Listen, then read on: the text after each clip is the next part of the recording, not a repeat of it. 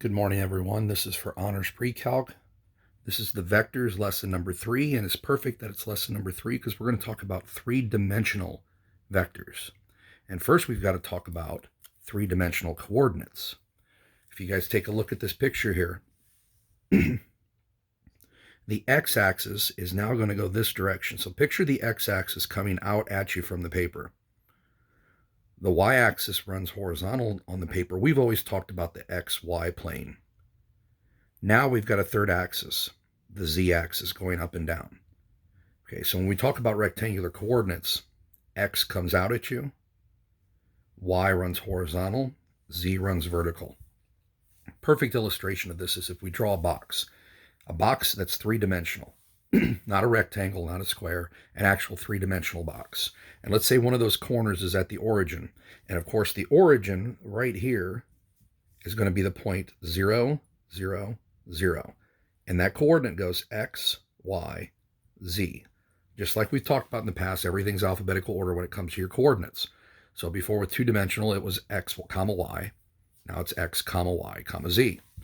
So if I move along the x-axis, and I go to 2 on the x-axis, that point is x equals 2. I did not move left or right on the y-axis. I did not move up or down on the z-axis.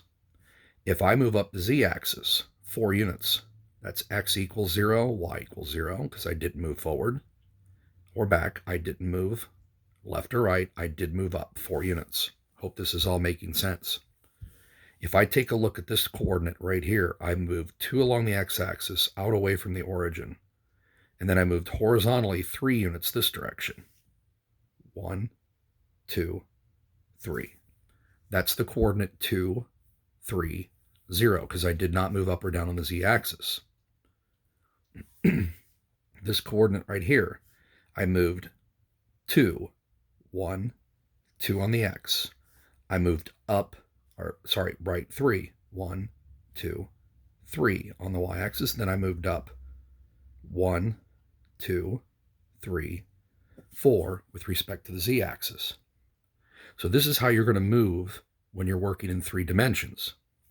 Now let's talk about some situations with 3 dimensions and coordinates. How do you find the distance between 2 points in space? You guys know Pythagorean theorem leads to distance. It's the same thing here. When you did 2 dimensions, it was the change in x squared plus the change in y squared. 2 dimensions, if you wanted to find the distance between 2 points, you took x sub 2 minus x sub 1 squared plus y sub 2 minus y sub 1 squared. And that entire thing is based on the Pythagorean theorem. Well, it's the same for 3 dimensions. So if you wanted to find the distance between 2 points,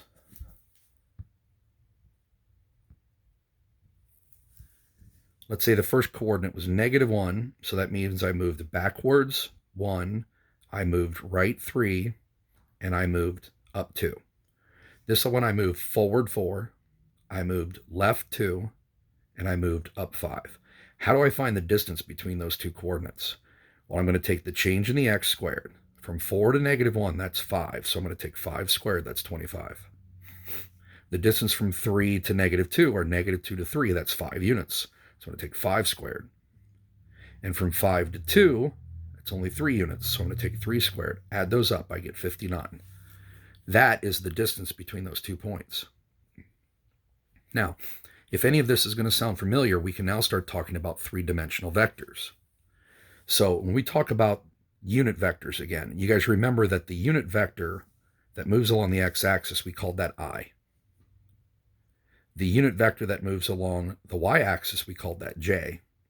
So obviously, just a progression of things. If we're going to move a unit vector along the z-axis, not sure if you can see that if you're looking at your own notes, take a look at the z-axis. The unit vector this time is k. So any 3-dimensional vector can now be represented by 3 unit vectors. A times I plus b times j plus c times k.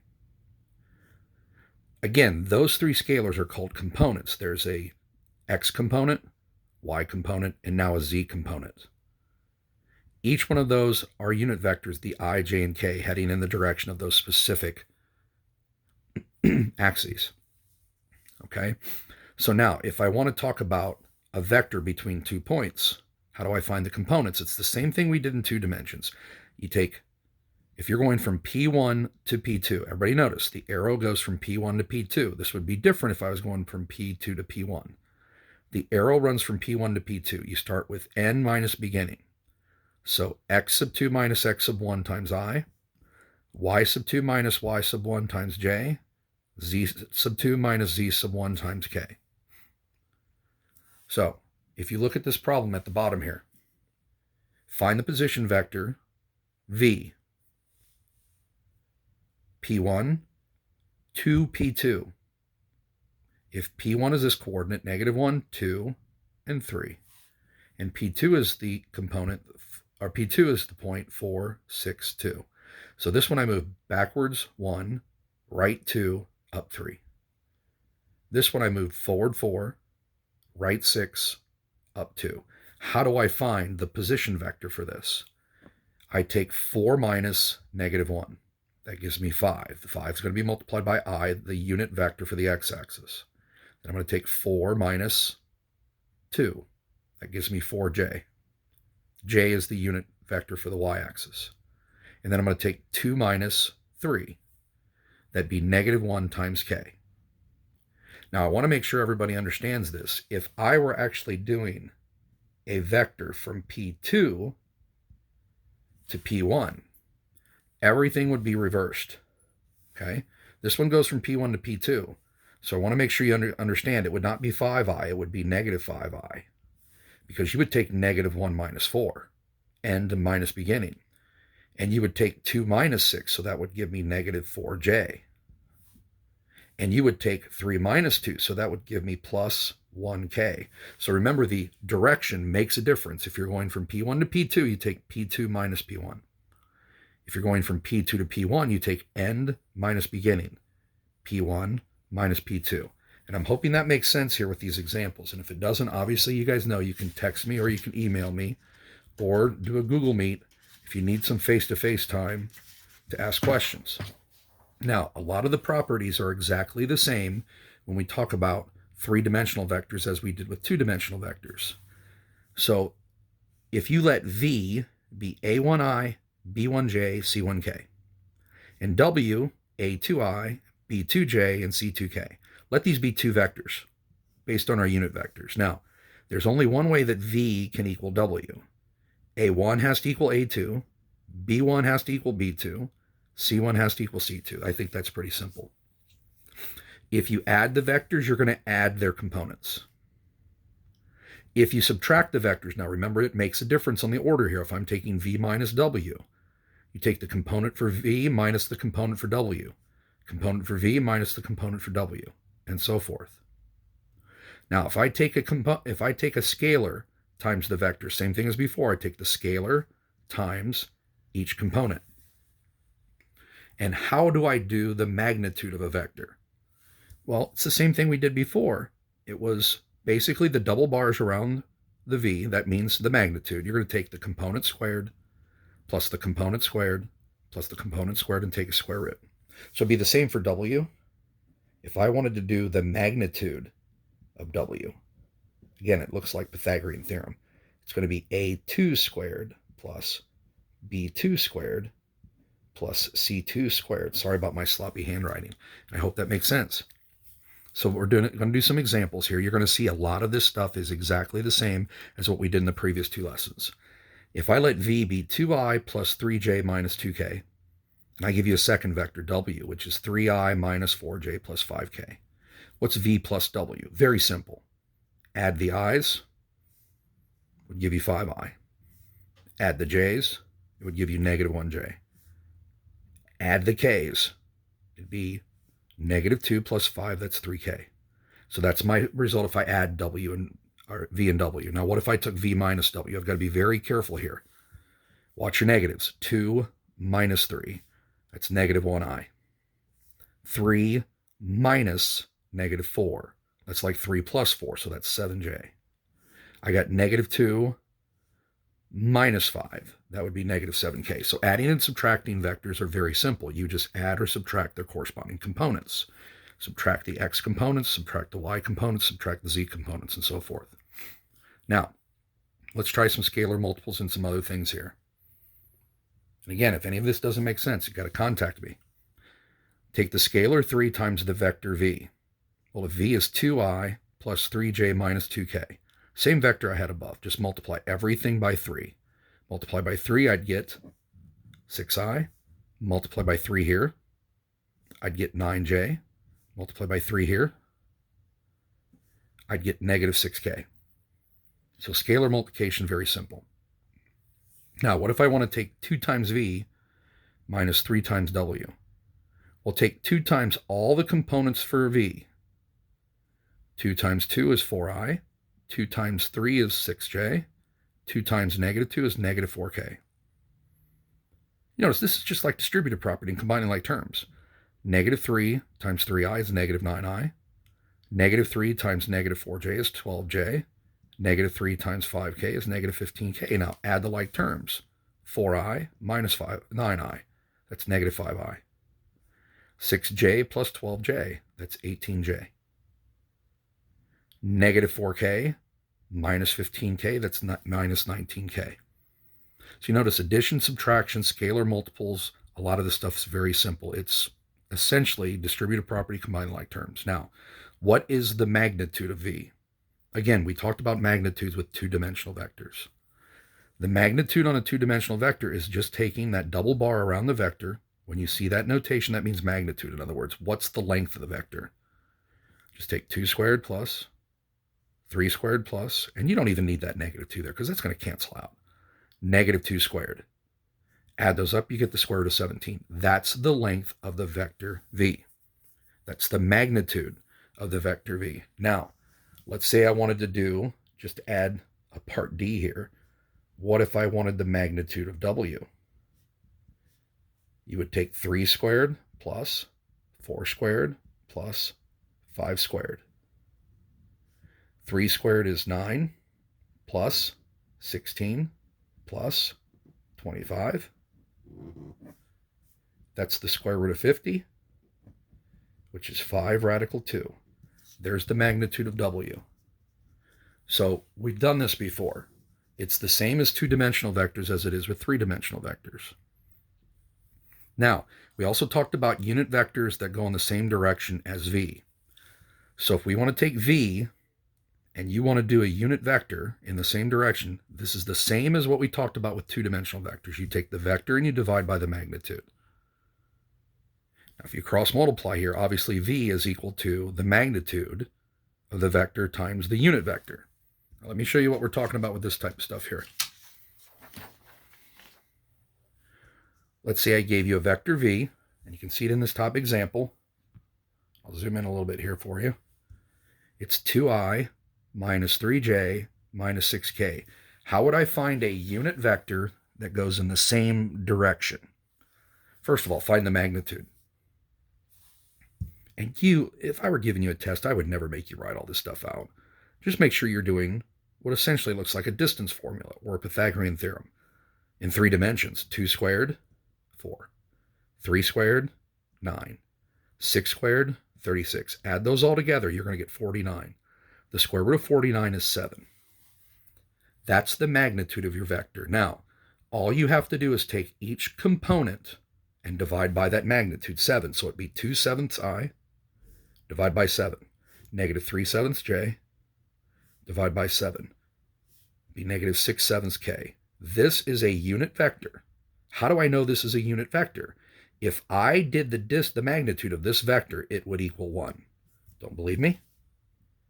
Take 2/7 squared plus 3/7 squared plus 6/7 squared. Not going to worry about that negative. That would be 4 plus 9 plus 36 over 49. That again would be 49 over 49, which equals 1. The magnitude of that vector is 1. That means it's a unit vector. And again, we talked about that same stuff with two-dimensional vectors. So if you understood it with two-dimensional vectors, it's just adding one more component here. Dot product, same thing. If it was a two-dimensional vector, we multiplied the components a1 times a2. We multiplied the y components, b1 times b2. and we added them together. So when you're doing a dot product in 3 dimensions, you're just going to add the third components multiplied together, C1 times C2. That's the dot product of my 2 vectors in 3 dimensions. And again, if this was 2-dimensional, you just wouldn't see the C's. That's literally the dot product for a vector in 2 dimensions. Add one more component. Now, ladies and gentlemen, I hope this is all making sense. Here we go. What's the dot product of V and W?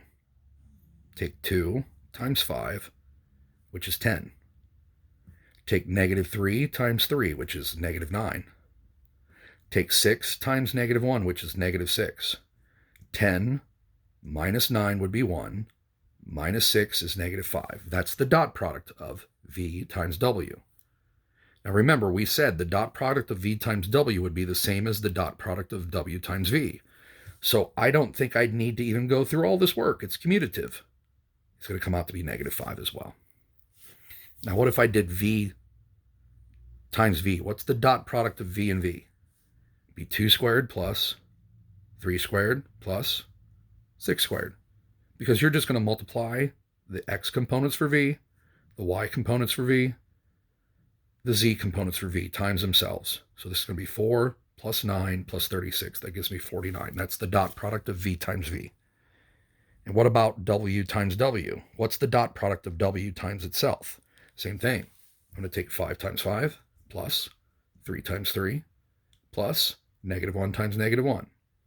That's 25 plus 9 plus 1. That gives me 35.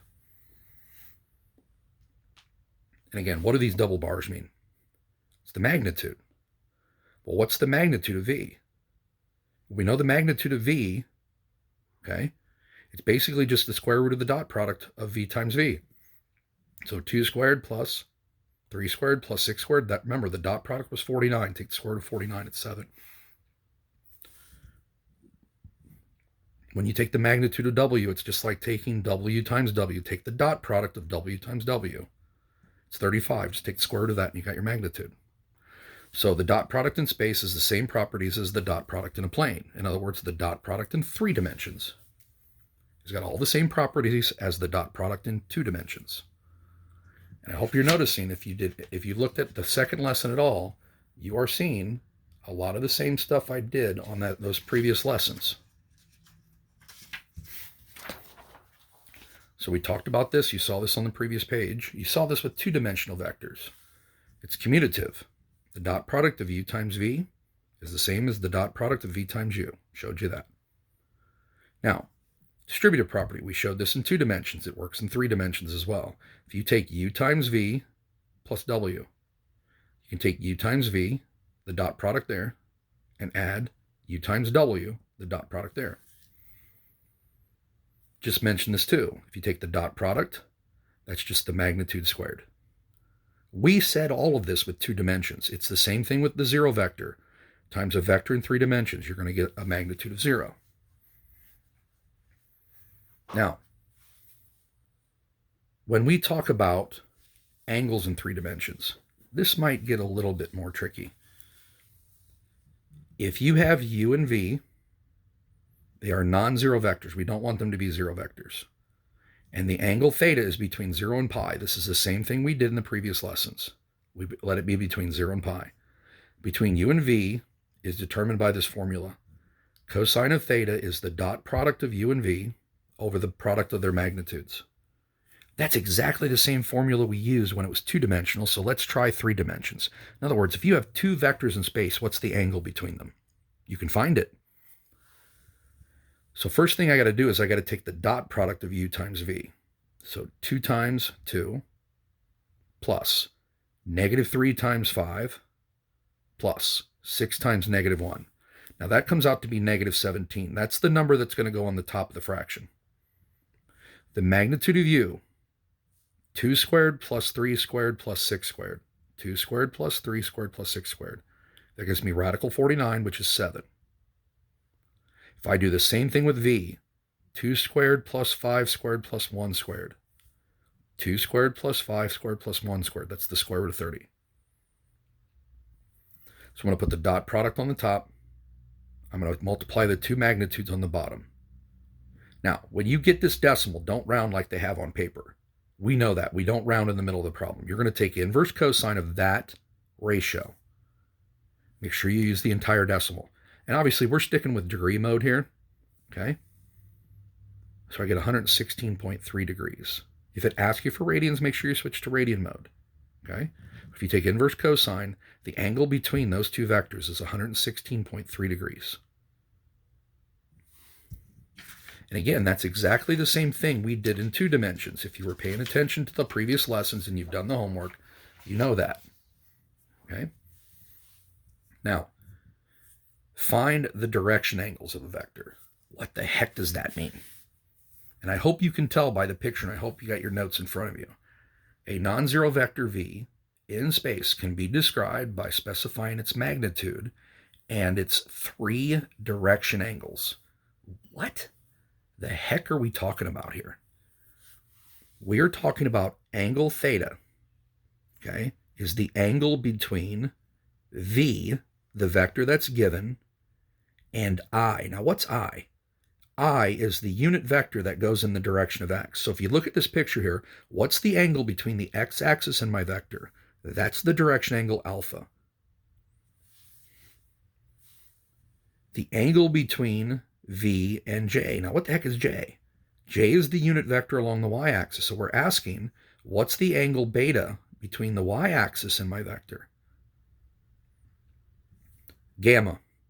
The angle between v and k. K is the new directional unit vector for the z-axis. What is the angle between your vector and the z-axis? This is a good question. Now, how do I do this? Long story short, we're going to go to the bottom of the page. Okay, we know for each one, we'd have to do cosine of alpha is the dot product of the 2 vectors I mentioned, v and the unit vector I.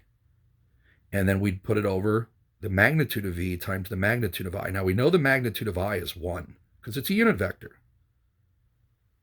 And what would be the dot product? Well, when you do the dot product, for I, the only component it has is 1 for the x, and the others are zeros.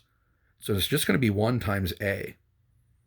And so the same thing's going to happen with cosine of beta, which is the angle between that and the y-axis. The component b is the only one that's going to be left from the unit vector.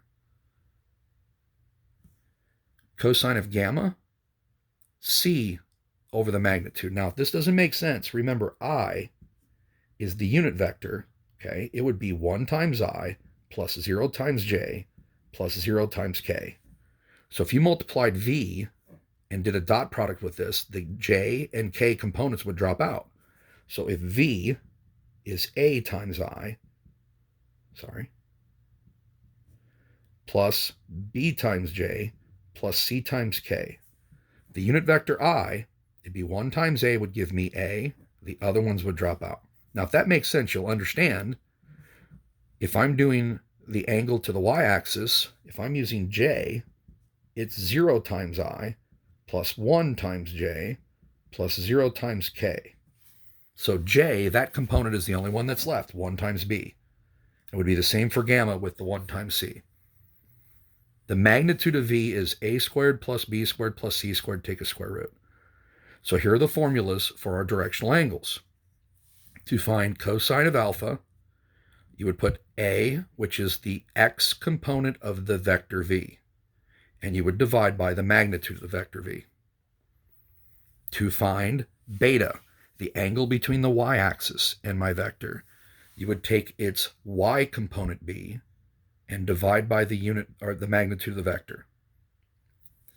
Cosine of gamma, which is the angle with the z-axis, you're going to take the z component, which is c of the unit vector, or my original vector v, and divide by the magnitude of v. Now, obviously, we're going to take inverse cosine of all of these, and you'll be able to find the angle between each axis and the vector that's given. Let's see how this works.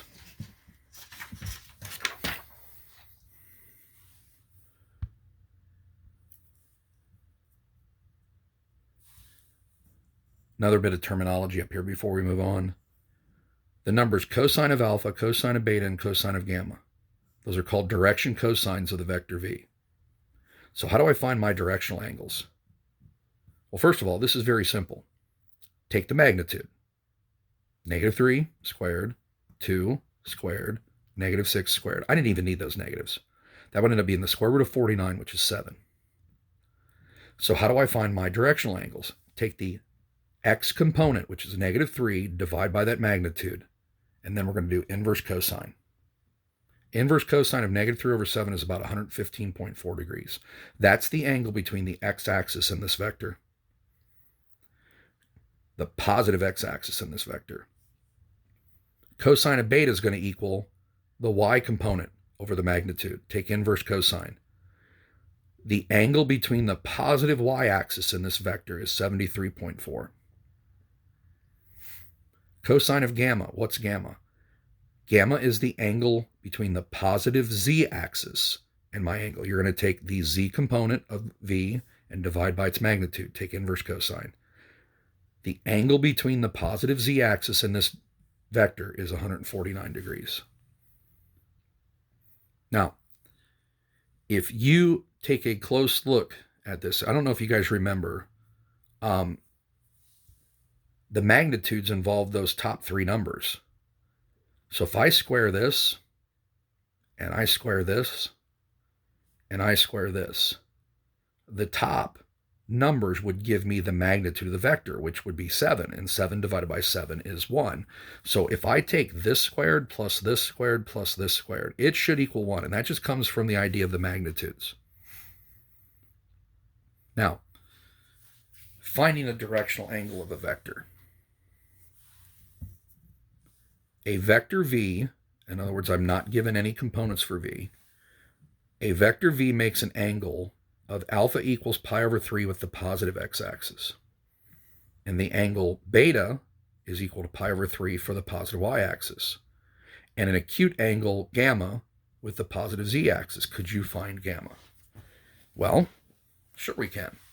Because right here, this is an equation that involves all 3 of those variables. I'm missing this one, and I've got those 2.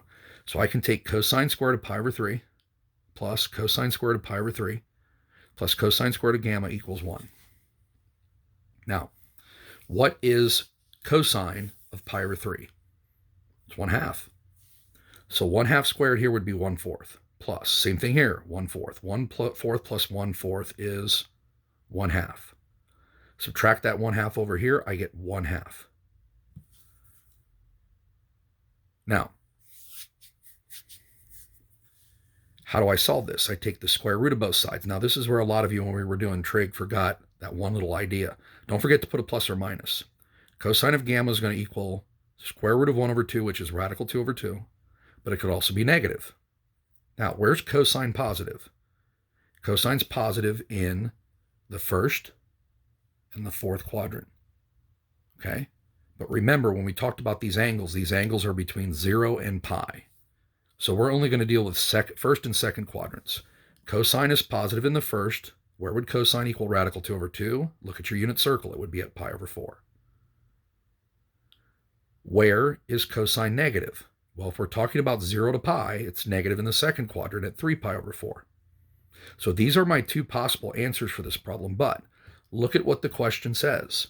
It says it wants the acute angle with the positive z-axis. So which one is acute? It's not the 3pi/4. My angle is going to be gamma equals pi/4. There could have been 2 answers here with the information I was given, but it specifically said I wanted an acute angle. Now, let's go to the next page.